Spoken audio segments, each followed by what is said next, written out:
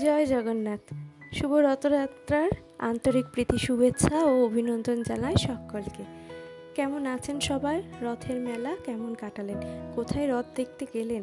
আপনাদের ওখানকার রথের গল্প আমি শুনতে চাই, তাই পারলে একটু কমেন্ট করে আপনাদের ওখানকার রথের গল্প একটু শোনাবেন। আজ না হয় আমাদের এখানকার রথের গল্পটা শুনুন। আজ শুভ রথযাত্রা, বেরিয়ে পড়েছি রথ দেখার জন্য। দীঘা পুরী কোথাওই রথ দেখতে যাওয়ার সুযোগ হয়নি এখনো, তবে বাড়ির কাছেই যদি এত সুন্দর রথ থাকে, ভগবান তো সব জায়গাতেই আছে, তাই না? তাই বাড়ির কাছেই যাচ্ছি রথ দেখতে। সাথে নিয়ে গেলাম আপনাদেরকেও। শুধু আমি বা কেন দর্শন করব বলুন একা? চলুন আমার সাথে আমাদের দেবীপুরের রথ দেখে আসবেন। বাড়ির সকলে মিলে চলে এসেছি রথতলায়।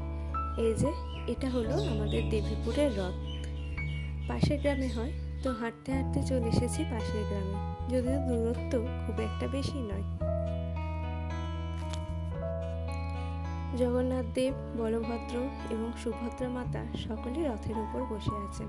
ওই যে খুব একটা ভালো করে হয়তো বোঝা যাচ্ছে না, আসলে অনেকটাই তো উঁচু, জুম যতটা হয়েছে ততটাই দেখানোর চেষ্টা করেছি। আর এই যে রথের দড়ি, এখন রথের দড়ি, রথ সব কিছু ব্যবস্থা করা হচ্ছে, এরপর রথযাত্রা বেরোবে। সোনার ঝাঁটা তো আর হয়নি, কিন্তু মনের ভক্তি নিয়ে রথের সামনে সামনে এই যে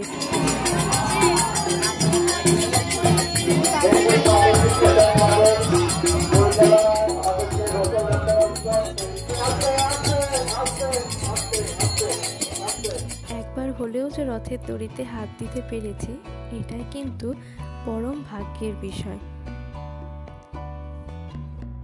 এখানে গ্রামবাসীরা খুব সতর্কভাবে রথযাত্রাটি পালন করেন। কোনো বিপদ আপদ তো হতেই পারে, এত মানুষের ভিড়, প্রত্যেকেই কিন্তু রথের দড়িতে একটিবার হাত দেওয়ার অধীর আগ্রহে বসে থাকেন। এখন আমরা চলে এসেছি আমাদের গ্রামেতে, এরপর এখানেই দাঁড়িয়ে থাকবো। রথের দড়িতে তো একবার হাত দেওয়া হয়েছে, ব্যাস, এরপর না হয় বাকিদেরকেও একটু জায়গা ছেড়ে দিই। তো আর ঠেলাঠেলির মধ্যেও যায়নি।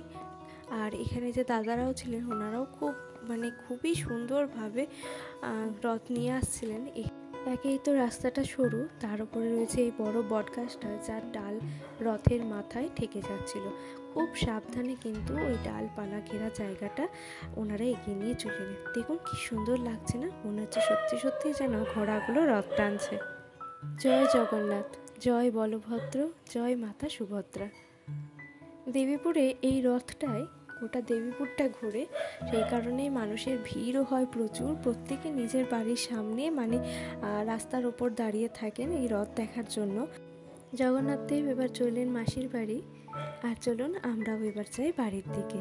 আর মাসির বাড়ি পর্যন্ত হেঁটে গেলাম না, বিকেলটা এত সুন্দর ছিল, দুপুরে হয়েছে খুব বৃষ্টি, তারপর আকাশে দেখুন কি সুন্দর সূর্য উঠেছে।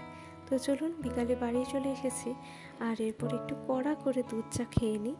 আর সব গল্প করতে করতে আজকে এই ব্লগটা এখানে শেষ করছি।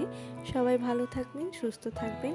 আর দেবীপুরের রথ আপনাদের কেমন লাগলো অবশ্যই কমেন্ট করে জানাবেন। আর আপনাদের ওখানকার রথের গল্পও কিন্তু আমি শুনতে চাই। কমেন্ট বক্সে আপনাদের ওখানকার রথের গল্পও কিন্তু আমাকে শোনাবেন। তো চলুন, জয় জগন্নাথ বলে আজকের ব্লগটা এখানেই শেষ করছি। ভালো লাগলে একটা লাইক করে দেবেন আর সাবস্ক্রাইব করে পাশে থাকবেন। আজকের মতন টাটা, দেখা হবে আবার একটা নতুন ব্লগে।